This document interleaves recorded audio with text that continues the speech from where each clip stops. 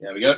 Great, welcome. So hi Ben, and I'd like to welcome Ben Drury of Expect Brilliant to this Leadership Takeaways.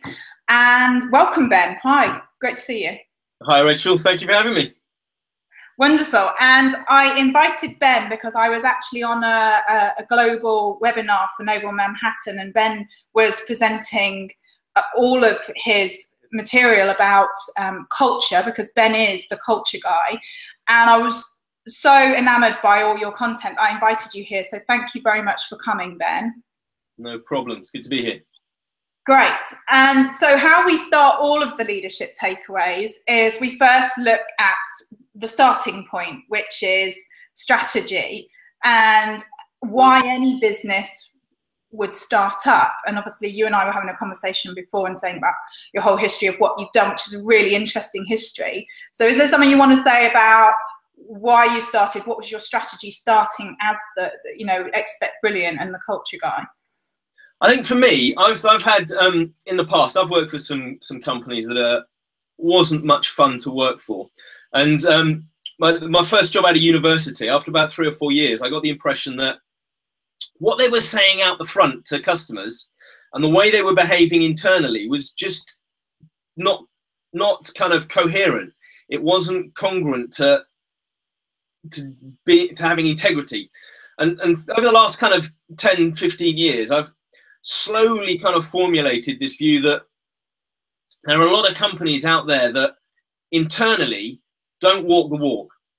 And therefore people are going to work and they're just not happy. They live for the weekend. And I'm looking at that going, I want to love my work. I want to get up on Monday and go to work and feel I'm putting my shoulder to the plow of something that is worthwhile. I want to love it. I want to come home at the end of the day and go, I've done it. What a great day.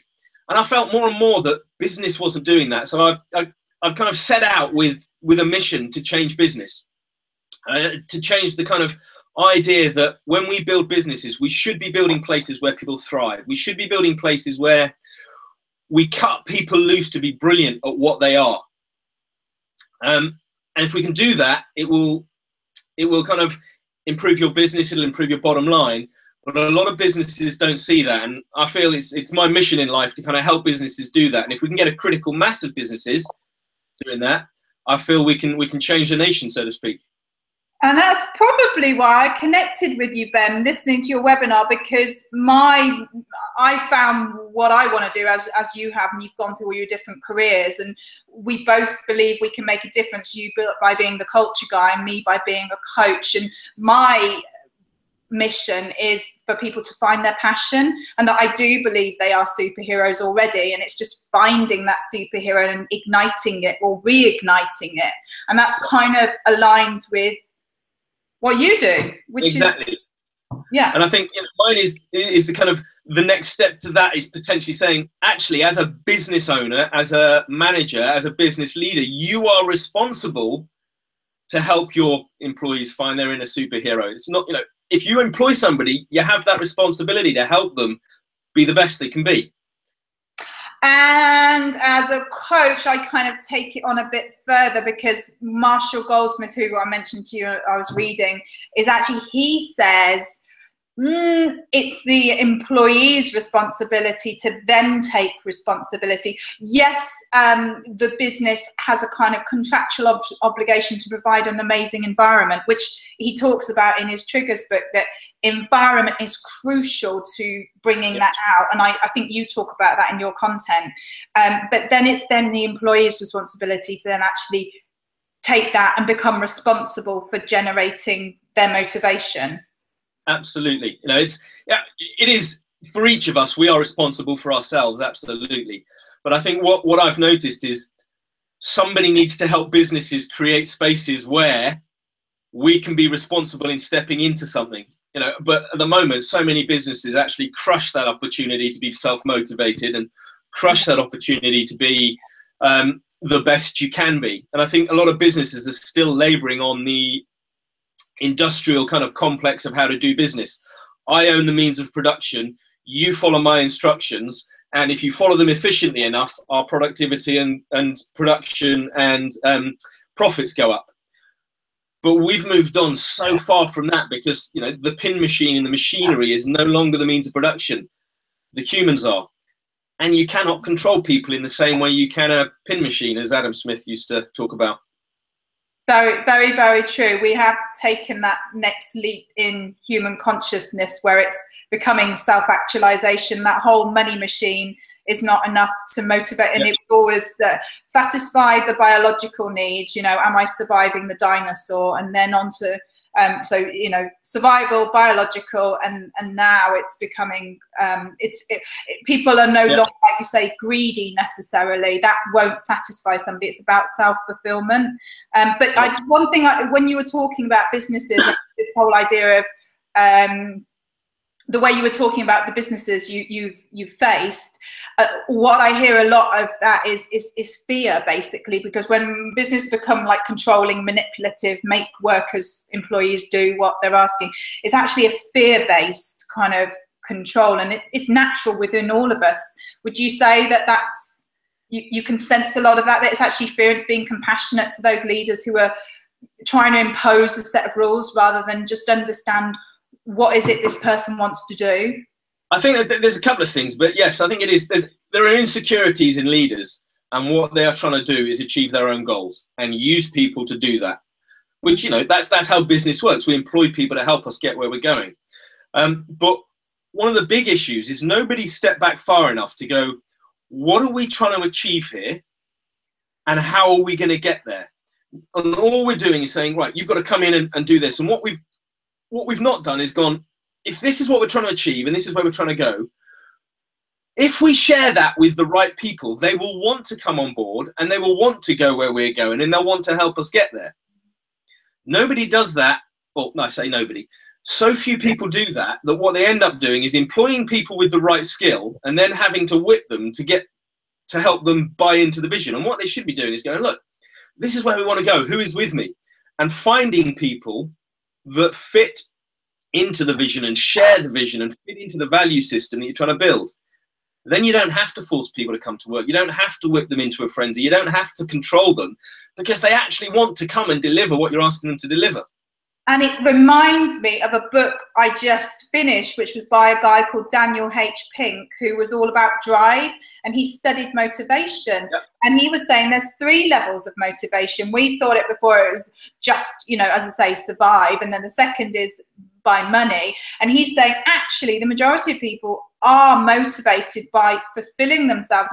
And we're all actually very intelligent creatures. And we all just want to be treated with that respect. And like you say, people come in with all the right skills and they're probably demotivated and turned off by, and we have this prerequisite in our head that people either don't want to be at work or they have to work for money. But actually that's not true. People do want to work and be fulfilled. They do want to create amazing things. Absolutely. One of the key things from Daniel Pink's book was the kind of Yale study that he looked at was said, actually, money is a demotivator.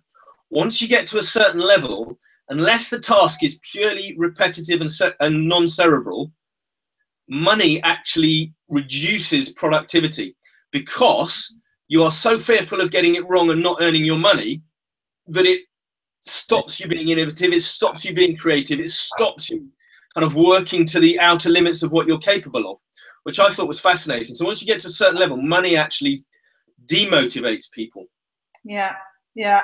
So that's your strategy. And just so everybody knows, you were mentioning to me that you had an IT based background with some social work as well, which is an amazing mix actually, because it kind of gives you a corporate head but also a social head as well. So I can understand why you've ended up where you've ended up. So is there anything more you want to kind of say as to how that went into your strategy to no, I think I kind of stumbled on social work by accident, really. I was managing a practice of financial advisors, and one of the things that I found was understanding the people, and certainly some of the clients as well, was key importance. And I went on to train as a social worker, looking to kind of move into a slightly side field of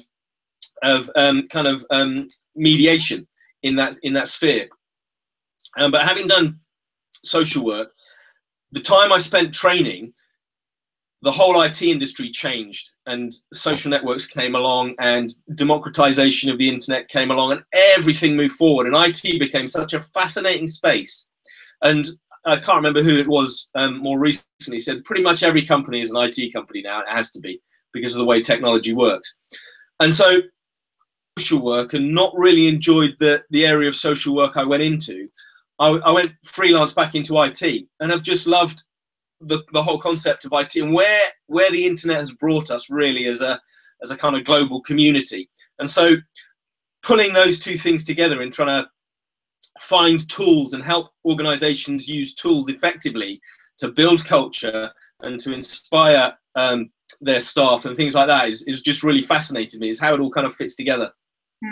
I'm giving you like an air high five, high 10, because I totally, you know, I'm aligned with you there. It's now our responsibility to make a difference with what we've got, because there's enough suffering, and like you say, enough people going into work thinking they have to go into work, enough bosses thinking that they've got to, and there's all these judgments we've got about each other. And obviously from coaching, I've just learned just to stop, create that moment of silence in your head, just to whatever you're thinking of the person in front of you, your boss, your colleague, the person in the street, stop that judgment right now and just take them for who they are in that moment. And if we could all just do that with all the white noise going into our head with everything that's going on, the world would be a better place. But I mean, you and I are talking to the converted here. So, right, so we've got a job on our hands, Ben. So moving on from kind of that starting point, what the second part we look at is strengths and weaknesses. So what would you say are your strengths and weaknesses that kind of arm you for this task? I think it's much easier for us to see our weaknesses, isn't it? I was waiting for my kids the other day, just pondering the whole concept of strength and weaknesses, and it suddenly struck me that we project onto other people that the things that they seem to be able to do really easily and we find quite difficult, we go, wow, you're amazing, you can do that really brilliantly. And the things that we find easy, we project onto them, and they go, well, they must find it easy as well. Right. But they don't. It's kind of reciprocal. Some of the people find the stuff that I can do like that, they don't find easy at all. And they look at it and go, wow. And I'm looking and go, well, that's easy. Why is that such a big deal? But the stuff I look at other people and think and see them do so simply, and I look at it and go, wow, you're brilliant. I could never do that. And I forget that actually they look at some of the things that I do and see that, even though to me, well, that's simple. Anybody can do that. It's not the same. And I kind of liken it to when I watch people on TV play golf. I look at that and go, oh, that's easy. I could do that. But until I get onto the golf course with a club in my hand, and then it's a whole different story. So that's kind of an aside. But some of the things I find really easy is taking concepts and boiling them down to simplicity, really. And one of the things that I think it was Einstein says, make something as simple as possible and no simpler. But what I find businesses do is they make things so complex and inaccessible to people, particularly when they talk about strategy and vision and where they're going and what they're doing. And my view is a company should have a purpose, which consists of your mission, your values, and your vision. And if your staff cannot come and work for you for a month and then remember what those are and reel them off without thinking about it, it is too complex. And one of the things you'll find is a lot of mission statements are complex, and they've got jargon in, and they've got kind of buzzwords in, and they don't really make any sense. And one of the things I'm able to do with a lot of my clients is sit down and go, what is it you do and why? And boil it down to 2 sentences that people can remember, people can understand, but also people grasp in their heart. They go, yes, that is what I go to work for. Absolutely. And when they speak it, you see a smile on their face. And I think, to me, that is one of the key things that we need businesses to do, is to take their concept of what they do and boil it down to something that grabs people by the kind of heartstrings. You go, yes, I want to be part of that.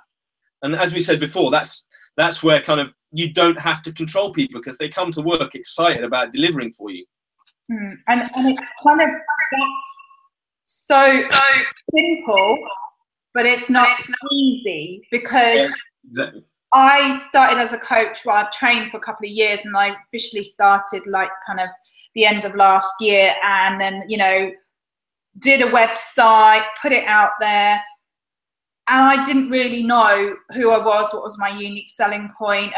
And what's been amazing in rebranding my website, and total respect goes out to CSM Web Design, who basically dealt with me for the last 6 months, and he stuck with me, kept going, but what is it you do? But, you know, and he was literally following your same patterns of what you're saying is, you know, what's your vision? What's your mission?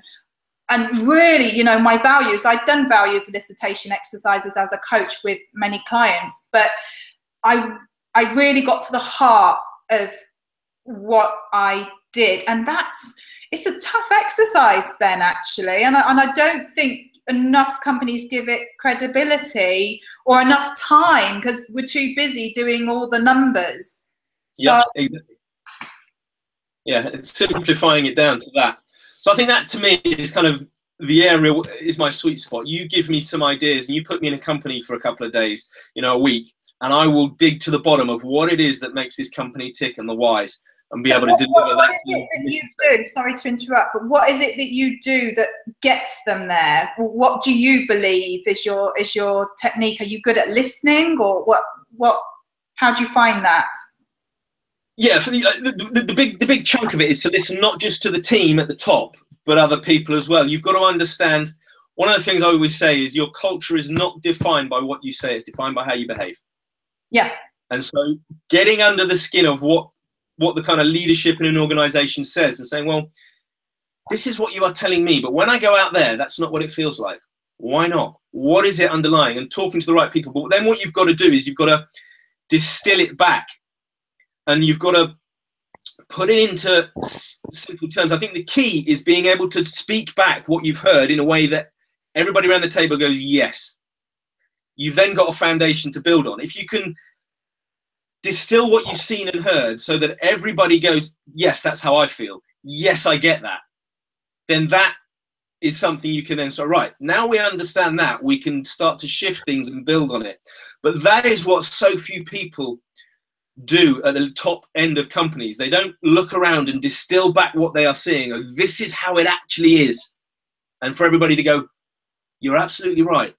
The ability to articulate that is kind of the key to the whole process. It's the blind spot. Yeah. Yeah.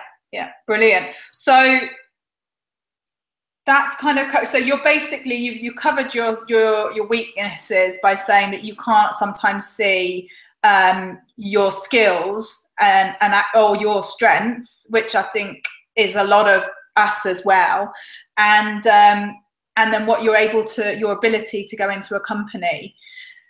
So looking at that and then moving that forward, I think this is where the fun part comes, is our resources and how we build our companies and what resources we choose to build our companies. Like, you know, where do you get your content from? You know, how do you source who you are? And you know, what are your resources? Because obviously different companies, product-based companies or service-based companies might have staff and buildings and operations. And you and I are lucky, we can operate as we are. But what's crucial resources for you to move this forward and arm you, Ben? For me, I mean, obviously at the early stages, you know, we've been kind of pushing the idea through for about 12 months, really.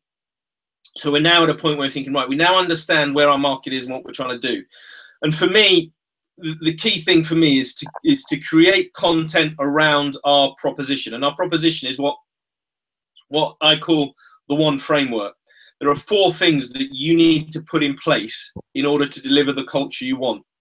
And what we're trying to do is build materials that deliver each of those sections. Those 4 sections essentially are: 1, purpose, which is your mission, your values and vision. Who the hell are you as an organization? Then you've got 1, team. Get people on the bus who believe in the vision and want to push it forward. It's what Jim Collins says, get the right people on the bus. And there's kind of, those 2 overlap slightly. You've got to get the right people on the bus to define the vision So there's some overlap in those. The second two parts of it is delivering tools and content around one voice and one focus. And the one voice is basically saying, does everything that comes out of your mouth, so to speak, or the mouth of your business, all your communications, both internally and externally, do they reflect who you have said you are? If they don't, people are going to stop believing it, because whether they understand or not, they're going to feel something's not quite right. If your communications do not reflect the purpose that you've defined. And we see this all the time in utility companies. If you ever phone up the phone company, their marketing versus the way you are treated on the phone bears no resemblance to each other at all, usually, with, you know, notable exception of someone like giffgaff. So that's kind of the third part. And the fourth part is one focus.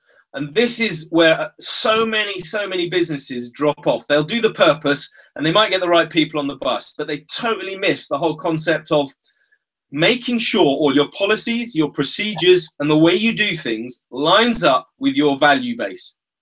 If you say your value base is, we are going to put customers first, and then you have a automated phone system that you've got to go through 3 different buttons and press 9 4 times to get anywhere, that's garbage. That's not true.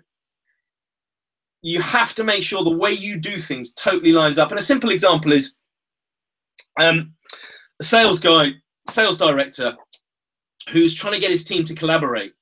And he's tried everything he can. So he gets a consultant in to come and say, look, I've tried everything. I've tried focus groups. I've tried socializing with them. I've tried to put them in teams. I've tried everything. And while he's having this conversation, the consultant's looking around his office and he spots a big chart on the wall. He goes, what's that? This is my beautiful piece of motivation. This is the kind of the scorecard of who's done the most sales, and whoever gets the most at the end of the year wins a trip. It's like, well, nobody's going to collaborate. Your systems just totally cut across what you're trying to achieve. And you'll find it in so many more subtle ways in organizations. I mean, that's a really obvious, simple one, but you'll see it all the time that organizations say this is how they do business, and then they'll have policies and procedures that just go, well, that's not helping you deliver business like this. And so for me, the tools we've got is this framework, and trying to put in specific tools and materials in each of these sections to say, as a business, you can use this. And we're trying to do it in a way that, well, I'm trying to do it in a way that says, I want to open source the whole thing. I just want to give it away and say, anybody can use these tools. Anybody can do it. If you want our support to come in and help you, we'll charge for our time, but we'll charge on decent rates, not blue chip corporate rates, because we want everybody to have access to be able to build companies where the culture inspires people. And I'm aligned, because I've got an open source toolkit as well that I want everyone to start using. And then, like you say, further down the line, they will need a coach to go in and start like breaking it down, and, you know, as I say, decoding your basic coding and then recoding it again so that you can build it up to what you want. 2 things when you were saying that. So when you go in and you can recode all of the vision and you know, and make sure the right people are on the bus, and then make sure it's all focused. But 2 aspects: what if there's some elements of leadership that are just not going to work, and how do you focus on that? And I've forgotten my other question, so I think just focus on that. That was it. How then you can continue it, because then if you get all the company all lovely and wonderful, it's not going to then continue, because we're all human, and obviously there's going to be certain cogs in the machine that won't all. So 1, with the leadership, what do you do to address leadership issues? And 2, how do you once you've got it all tickety-boo, what do you that? Because basically what I suggest with people is that they continue to have some webinar input with me, with the toolkit continuing, because we all need a coach and we all need reminders along, like you say, behavior will always get blips along the way, so you need to revisit. Yep. I think there's a couple of things in there. Firstly, there's obviously the issue of, once you realign the vision and once you get everything else, there are going to be some people you have on the bus that don't belong on your bus. Welcome to the real world. You have to get rid of them. Which is good, because it's a favour to them, because they don't fit the culture. So it's compassionate candor. It's moving to a place that you will be happy. Yep, you have to do it for two reasons. One, because you need to get the right person in that position so you don't have to spend your life managing them. And two, they are not happy. I can guarantee you that. If they are the wrong person, they will not be happy. So they'll be more than happy for you to help them move on. And I'm not saying you just go, right, you're not the right person, clear off. I'm saying you sit down with them and you go, it doesn't seem like you fit in where we're going. Let's be honest. Is that the case? Okay. Where would you fit? Let's see if we can't help you find somewhere. I've got a couple of connections. Let's start talking to other people. See if we can find you somewhere you can go. You don't just kick them out the door. There are times that, you know, after 18 months, a year, and they haven't even bothered to move or try anything, you might have to be slightly more forceful. But ultimately, I've never found that when you've sat down with people and said, you don't seem happy here, this doesn't seem like the right place, I've never had anybody go, no, I'm staying, you can't get rid of me. They all want to move on because they genuinely want to be happy. Yeah. But it's never been acrimonious. It's been hard and it's been emotional, but it's never ultimately been acrimonious to do that. And that's not just your leaders, that's up and down the organization as well. And the second part is, yes, it will slide. Everything will start to drift to the lowest common denominator unless you continually work on your vision and continually work on what is it we're doing? Has this new policy reinforced what we're doing, or has it cut across what we're doing? You have to constantly revisit that, and it's useful to have somebody externally come and do that. It's not always necessary. Some companies manage it internally, and that's fine, but you do need to constantly look at how you're doing things, and does it reinforce your mission, your vision and values, which is what you should be measuring everything you do, including your results, against in your business. And potentially internally, it is worth having systems where other people within the organization can talk about it and can reflect, because that will highlight stuff long before it becomes a problem. If people have that voice to go, that didn't feel right, hold on a minute, what's going on there?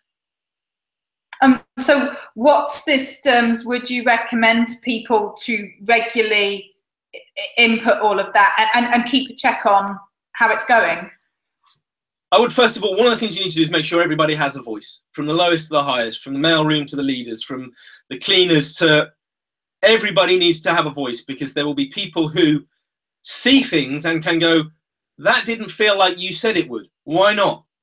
And it'll highlight something at a very early stage. So you need to have a system where everybody can have a voice. And if you're in the early stages of transitioning from a tough company into a thriving culture, that may have to be anonymous. That's just the nature of the business. Eventually, you don't want it to be, because you want everybody to feel comfortable to share their voice without feeling like anybody's going to penalize them. So you'll need a system where that can happen, but you'll also need a regular kind of take everybody away, take your leaders away, re-examine everything, make sure that you are getting the feedback that we've talked, you are examining all the feedback that's come through that system of communication. You'll need to regularly sit down and go, are we still following this mission? Is this mission still valid? And my experience is missions rarely change, visions often do. And your values should change every 25 years, if that, because you've kind of nailed, this is how we want to behave, this is who we are. It shouldn't be something that constantly changes every year. So reiterate that again. You said the vision rarely changes and the mission often does. Other way around. The mission Yeah. rarely changes. The mission is, what is it we do? So for Google, it's organize the world's data. Yeah. The difference is we make people happy. Yeah. The vision is, this is where we're trying to get to. This is what we're trying to achieve. This is, in 10 years, 15 years, this is the, as Jim Collins puts it, the BHAG. This is the big, hairy, audacious goal we're aiming for. But your mission is, this is what we do. And Disney, their vision and their strategy shifts from pictures to parks to whatever. But their mission is making people happy. And that has not changed since Walt Disney started the whole affair. Yeah, so it's almost like what they do is who they are, and like the vision is like the vehicle that gets them there, and that could kind of change as it goes. I've kind of found with my coaching, it's totally changed in the last year, from going from one-on-one coaching to content generation and doing interviews like this, which is more in line with who I am, which is finding people's passion. So I interview people to demonstrate it, and then, like you say, it's giving it away. But my channel to market, my vehicle has drastically changed. So, but your mission is about taking people and pushing them into what they're brilliant at, giving them the space to thrive. That is never going to, I mean, you would probably articulate it differently, but that is unlikely to change in the next 20 years. Correct. Yeah. And how would you advise people are measuring this? Because obviously, as all these greats say to us, it's the measurement, and it's like, oh, I'll just measure people's happiness and how big is their smile, you know, and then people go, oh, it's all the pink fluffy stuff. But you and I know different. I mean, this is the crux of whether businesses stay afloat or go down. So how do we measure it? That is a really, really great question, because you're right. Measuring it is all important. And like you said, it is the crux. Peter Drucker, the father of management consultancy, basically said culture trumps strategy for breakfast every day of the week. And I see two key metrics that you can look at as a start. And there may be other, depending on the organization, there may be other metrics like time people are late, sick hours, things like that, that you can just use to. So if people are rarely sick, nobody is ever late. People are coming into work, and you've got 25% breakage in holiday days. Chances are you're doing something right. People want to be there and they want to work, and they're doing well. So you can start to measure all sorts of things. But to me, staff turnover. If you have turnover, and you're never going to get zero turnover because people move on, they have families, you know, they have husbands and wives that move somewhere else, and they have to take the family. Stuff happens. But if you look at your staff turnover and the reason for that staff turnover, you will know when you've got a problem. Yeah. And you can look at your hiring budget or whatever. You can then look at how many people apply for each job we've got. Things like that, because that tells you, are we a place where people actually want to come and work? And the quality of people, you know, if we've got 30 people, all from Facebook and Google, applying for this job, we're doing something right here. If we've got 3 people, all who haven't had a job for a year and a half, that doesn't really tell you very much. So there are a number of things you can look at. Key to me is staff turnover, because that really highlights how well you are doing. You know, people vote with their feet. You can look at other stuff like employee engagement. You can look at, like I say, you can look at, because some holidays, we do in terms of take whatever holidays you like. If you're hitting deadlines, I don't care. Doesn't really bother me. If the work is being done and it's being done to the standard I want and the clients are happy, you're doing your job, and I'm paying you for that. I'm not paying you to sit in the office at a certain time. Doesn't really matter to me. So you can do that. But what you'll find is if you do have holidays, and people have got 30 holidays a year, but people are only ever taking 22, that's a good indicator that people aren't actually that bothered about going on holiday. You know, my wife always says to me, we need to have a holiday. I'm like, a holiday from what? I love it. Why do I need a holiday? This energizes me. I love doing this. Yeah. And you'll find that that's a good indicator. So there are a few things you can measure in there that give you an indication. You're not going to get a statistic that tells you this is how well your culture is built, because it is fluid and it is a grey area. But you've got some statistics there that will highlight quite clearly when you have problems and you need to deal with it. You've again got to do a bit of work to figure out what those problems are, but you can clearly see when the issue is. And there are companies that I've worked with that have not had any staff turnover for 18 months, 2 years. Nobody's left. Yeah. Amazing. And, you know, people like Marshall Goldsmith take it even further than that, and actually, and I'm trying to think, the guy that I read, I think his name was Simpson, and he was talking about management and actually having live measurements, like as they are happening now, by measuring the behaviors weekly, and everybody sets their kind of, okay, this is my role, and what would be the key behaviors for this role? And then they measure themselves on those behaviors from, you know, either did I achieve this, did I not achieve this on a scale of 0 to 5 or whatever. So those are really great indicators of, say, your top 5 key behaviors of what I would expect from this role. And, you know, you can do that for everything. You can do that for, am I fulfilling my life purpose, etc. And so I just... That's a great thing. That's something I do personally. I've got what I call the 6-pillar scorecard. And every day I give myself a score of between 0 and 10 in 6 areas of life, from kind of finance, career, family, personal, spiritual. I can't remember what the last one is. Health. Yeah. So I've got those, and I score myself, and I've got a graph that shows how I'm doing. And there are some days where it's just garbage, but mostly it's on this upward trajectory. And there's no reason you can't implement that in the business. Some of those things are quite complex, and you'd have to have a simple system that at the end of every day, every member of staff just gets an email going, give me 5 figures. Bang, bang, bang, bang, bang, send it back. And it's automatically collated. You'd have to make it as easy as possible for the staff. But that is a great idea, allowing them to say, this is where I'm at. And what you'll find is that it'll go up and down, but it'll be roughly around the 7s and 8s, and sometimes you get 9s. But then all of a sudden, you'll see it all drop down to the 2s and 3s. You're like, okay, we need to do something here. This has gone horribly wrong. What's happened? And like I say, it won't tell you how well you're doing per se as a measure, but what it will do is show you when you are going wrong.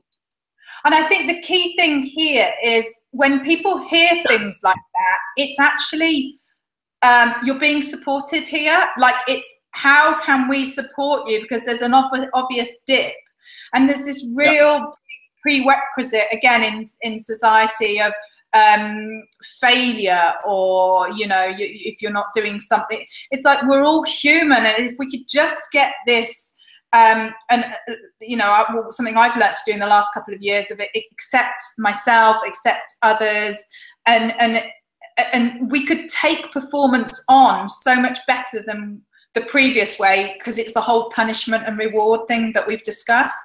So it's about understanding this is your company, not trying to find something where you're going wrong, but how you can better yourself. So that's going to be a big hurdle, and I'm sure something you face then quite often in companies. Yeah, I think one of the big things that companies always say is, how do we deal with mistakes? I'm like, if you are not making mistakes, if people aren't making mistakes, they're not trying hard enough for you. People will make mistakes. What you've got to figure out is, why was the mistake made? How do we train everybody off the back of that mistake so everybody understands how not to make the same mistake? And how do we reward somebody for making a mistake for the right reasons? Because what a lot of companies do, if you make a mistake, you're screwed. And it shouldn't be like that. And one of the things that, I don't know about if you know about the Ritz-Carlton.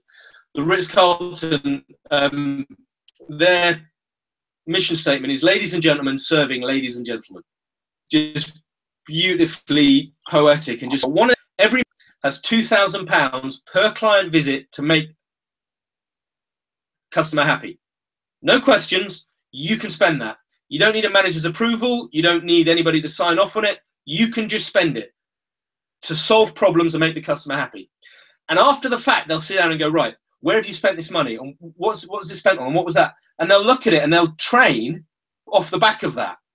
But what they won't do is punish people for doing it. They will applaud people for spending that money because customers are happy.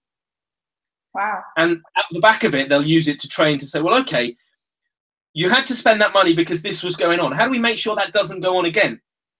And how do we make sure everybody knows? But nobody is punished for spending that money. They can spend £2,000 per client stay to make the client happy. No questions, no sign-offs, no managers, no can I. They just get to do it. And there's this big glitzy thing that we're all responsible for called Hollywood and all the magazines, where we polish everything off and we make it seem like, oh, look, just suddenly Richard Branson, Alan Sugar, you know, all the greats, Einstein, just jumped out of bed and in one day created something amazing. And it's like, it takes years and years and blood, sweat and tears and more tears. And you know, you and I, we didn't just polish ourselves. We had to go for a couple of years of of mistakes and etc. And like you say, it's always what do they say? Failure is not failure if you use it and generate it for something better, and that you don't obviously carry on repeating it. So it's needed. So we just need to get over ourselves, right? Yeah, and one of the things I've kind of on the posters that we have on our wall is it takes 10 years to become an overnight success. Keep going. That's what we say all the time. It does. Like the iceberg, the bit that everybody sees is the overnight. The rest of it, I've been building this framework, this one framework for over a decade to get it right and to understand it fully myself. So yeah, there is that level to which overnight success, and as you say, failure is not final. Not getting up after failure is. And that's what separates the winners and the losers. Not the failing, the getting up afterwards. Exactly, because I've got my Tabata routine, and on each of my minutes I achieve, I get a new quote. And I think it was Socrates or something like that said, the key is, even if you just keep going, even if it's just slowly, but just keep going, no matter, that was it. Sort of, doesn't matter how quick the steps are, just as long as you keep slowly taking the steps, or something like that. It's a much better quote than I said, but it's that initial thing is just keep going, no matter how slow, don't stop. So this is one of the things I really try and drill into my kids, because they get really upset when they can't do something. And I'm like, the key is getting up and doing it again. That's all you've got to keep doing. And eventually you look back and go, how did I get this good? Yeah. Because you kept getting off your backside when you got knocked down. It's that simple. It's not easy, but it is simple.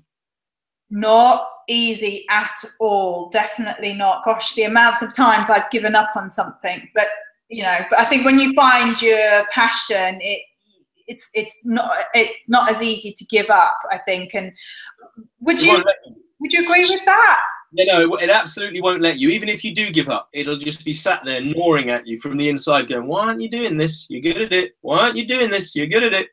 And I think it's almost impossible to give up on a passion, because it just keeps nagging you.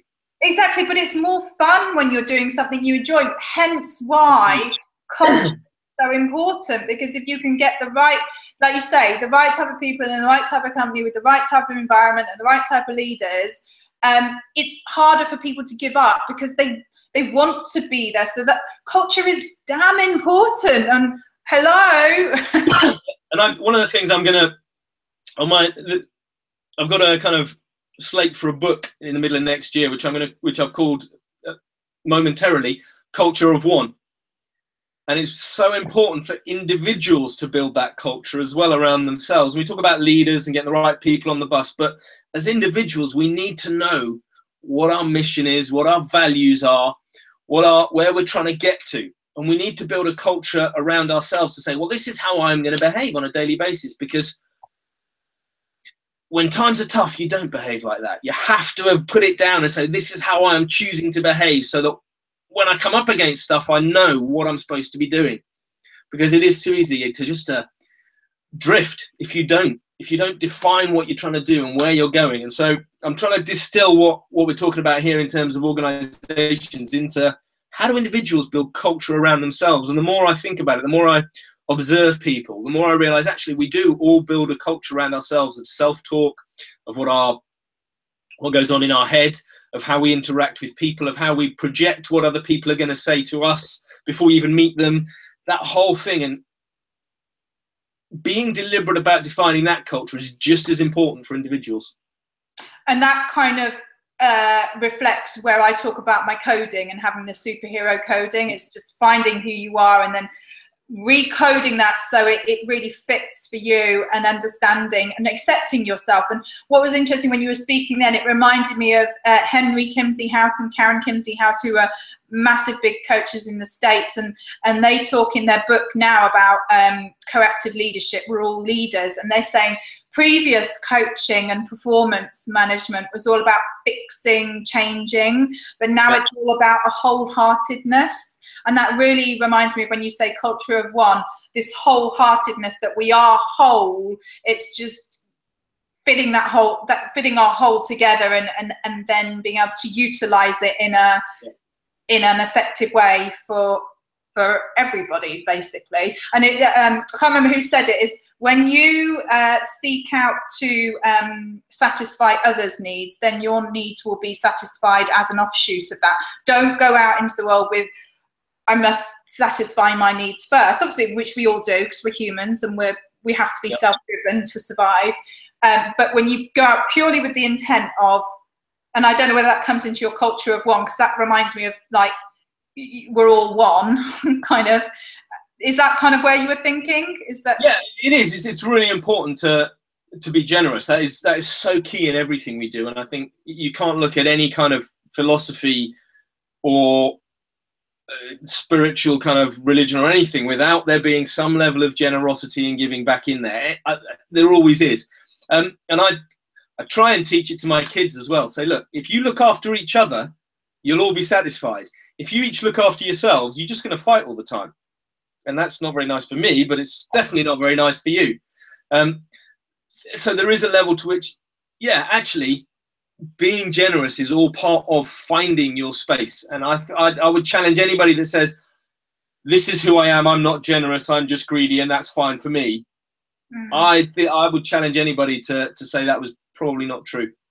So I have a question for you. As we start to evolve, and we are slowly evolving, and there are more companies who are previously it's like corporate social responsibility, we all have to look to be doing the right thing, but I think there are companies who really are starting to live it, like, you know, maybe the likes of Google, Facebook, who are really telling their employees that, you know, it's about you, you can control the company, and, you know, they've got all these playrooms and play areas and make it about them.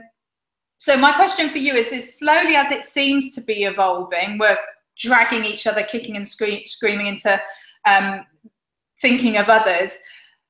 It's like we all have to go through this journey, and I've gone through my journey of learning what's the best version of me, and it's taken me a long time. Do you think as we start to evolve, and in the next sort of generation, the Z generation, or whoever they are, that they're going to get there quicker, so that by the time they're 15 or 20 years old, they don't need to go through? Or is it just a human phenomenon that we all get to sort of 50, 60, 70 years old and then finally it clicks? I mean, is that going to quicken generations? That is a great question. Is it down to us personally kind of advancing into a stage in life where that is more important than money, and etc.? I think, from my perspective, as you look at millennials, they are more attuned than I was at their age to the whole concept of, I want to do something of value. Totally agree. I don't just want to earn money. I can earn money, and I will earn money, and I understand that I need money because I've got to live, and I've got to feed myself, and I've got to buy stuff because you just have to. But I don't think they're as that impressed over money as I was, or they're that career minded. I was raised by a baby boomer where you have a secure career and you're in that career for a long time and you have a career progression, and that's what makes your life worthwhile. And you come home and you have family, and it's nice and it's safe and it's good, and we can go through life like that. And that's fantastic. But I think the millennials will come with a completely different ideal of what life is. And they're not interested in work. They're interested in achieving something. So I think there is a level to which generationally it is shifting, which is why companies like Google and Facebook are managing to do what they do, because they are companies where a higher percentage of millennials work. And yeah, and it's down to the kind of people like us to just sort of lead the way in putting a stakeholder in and saying, yes, this is how you live, and this is, you find yourself, you find your authentic expression of who you are, and people will respect you more. It might be harder in the beginning, but people will respect you more in the long term. And I think that's the kind of biggest thing I've learned, really. It'll take a while, but you've got to have faith. You've got to keep going and have faith that it'll work out. Yeah, I think, and what we are doing now, and I put this to myself, I don't think I have got any ideas that are revolutionary, that haven't been around before. All I'm able to do, as I said in the beginning, one of my strengths is I'm able to codify them so other people can look at them and go, yes, that makes sense. I understand now why I'm feeling like I'm feeling. Now I've got a pathway or a framework to hang it on and to do something with. I'm not coming up with anything revolutionary. All I'm doing is codifying it so other people can go, I've got it now. I understand what I need to do and how to do it. It's not that they didn't know it before. They just couldn't quite articulate it or put it into words or know what to do with it. All I'm doing is creating that framework that allows people to do that, really. Absolutely. You're social worker for the corporate. No, I'm joking. It's a lot, thought of it like that. A lot more complicated than that. But so the fourth section is where we look at your insights, and I think we've kind of covered a lot of where we've got your insights from. But where would you say on a daily, weekly basis you look to generate? Because obviously, like all of the greats say, you have to just keep learning. It's a topless mountain. We have to learn every day and be taking, challenging ourselves and pushing ourselves. So how do you do that on a daily, weekly basis? I'm constantly reading, and not just reading in the subject matter that I need to learn in. I'm constantly reading around the place. I've recently read, anybody that's not read Carol Dweck, reread this. Yeah. Growth Mindset. It is absolutely genius. The stuff that she produced. She's been doing it for 2 decades, but like you say, and again, it's taken her that long to become public consciousness, really. But Carol Dweck. So I'm constantly reading stuff around the subject as well. I'm just looking at other books we've got down here. Don't know whether you know Ed Silvoso. This guy. No. It's written from a Christian perspective, but his view is it's kind of more global, looking at global capitalism and how what we are talking about today would have an impact on global capitalism, and whether capitalism is the way forward or whether you can have capitalism without greed. But it's looking at that kind of overarching stuff. But stuff like that is pretty good. But I tend to read an awful lot. I get through at least a book a week in terms of just trying to further what I do, really. And it all comes from books and modern thinking. There's a lot of websites out there, but what I find is that a lot of those website information is content that is in an author's book as well. So they're kind of repurposing it for the web. And I just like to have a book in my hand. You can sit down and read it without technology. Yeah. So how do you disseminate? Because I find that it starts to organically become a part of me, and I feel like it's trickling into all my cells. And I know that sounds really freaky and weird, but I do think we start to become what we read. And what's really interesting is I will agree with some of it and reject some of it, because it depends on if it fits my coding, because I know very well who I am and what I like to read. But also, like you say, be challenged. But I won't read something if it's really difficult, or I'm just not getting it, or if it's just not on my wavelength, because I just believe it's not meant for me. And I don't know if you believe that as well. So what do you do to disseminate that information? Because I'll make notes as I'm listening to it. I'll make notes on my phone. And then from that, I'll take some quotes. I'll post them online so that I'm kind of generating my knowledge and posting. Because I believe it's very important for social media to be daily putting stuff out. Because then I will gain my tribe by doing that. Because then there'll be people out there who'll get my same wavelength. And I find then that will just start to kind of, as I say, disseminate within me. And then I want to write books then from that. So slowly I'm starting to form my type of content. So just giving that example, how does it then work for you with what your insights and your learning? Yeah, I've made a really, really conscious decision to read stuff that I look at and go, I don't agree with that, deliberately, so I can make sure that everything I do hold to be true is built on solid foundation, if you see what I mean. And there will be stuff in there that actually challenges what I think, and I go, actually, I haven't taken what I think and I can't apply it to that context and that situation. So I need to think a little bit more about what I'm holding to be true here. So I deliberately make sure I'm reading stuff that is totally left field, just so I can sanity check what it is I'm putting out there, for that reason. But there are some things you look at and go, yeah, that is just not right. That is just based on a foundation of greed, and so I will steer clear of some of that stuff. You just have to, and you learn to recognize it the more you go on. But at the same time, you have to balance that with saying, I need to read stuff that I don't agree with, purely so I can make sure I am challenging what I do think, and it has some validity and solid foundation. It is not just, you only have to look across the pond right now at the election.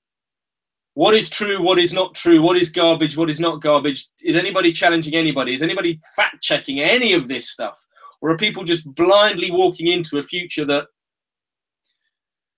could be the destruction of humanity as we know it, for all we know, the way it's going? I mean, I don't wish to comment on what is going to happen after the election, but there is a lot. You're not a big Donald Trump fan, then? Yeah. I didn't mention any names, but yeah. The question you've got is, what you don't want to do is end up with rhetoric that swings from day to day and isn't being checked. There's a lot. I'll put my cards on the table. I'm not a fan of Donald Trump, not because I think Hillary Clinton's going to be any better in the White House, but just because he's a blatant fantasist. As far as I can tell, he says something one day, changes it the next. And I think, for me, I don't want to come across as someone that shifts in the winds of what's being said. I want to make sure that what I believe is being constantly challenged, so I know it is solid. And sometimes that means going, actually, it doesn't apply to that context. I need to think carefully about how to change what I'm thinking to make sure that it is inclusive. But I think the key thing here is just understanding that all of us have these wonderful different perspectives. And, you know, Donald Trump's idea of, on the radio today said, Hillary Clinton was all about inclusion. Donald Trump's message is all about, oh, I'm going to stop the corrupt system. And it's hilarious because the system will always be corrupt if we are humans, because we're human and we make mistakes. And I think the biggest thing here to start to lessen corruption is to accept that we're human and make mistakes. Is when we try to cover it up and pretend that somehow we're perfect. And it goes on to, as I say, the reading and what we all read. And we are all different.